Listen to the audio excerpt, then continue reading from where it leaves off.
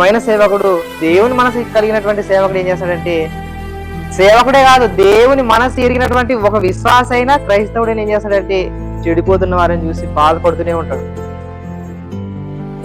ఇదిగో పాపంలో అలాగే మగ్గిపోతున్న వారు అందరిని చూసి ఏం చేస్తున్నాడంటే బాధపడుతుంటారు. ప్రభువా వీరి కన్నులు తెరవండి ప్రభువా, వీరికి వెలుగును ప్రకాశింపండి ప్రభువా అని తాను అభివృద్ధి చెందకపోయినా తను ఉన్నదాంట్లో ఇతరులు ప్రకటిస్తూనే ఉంటాడు.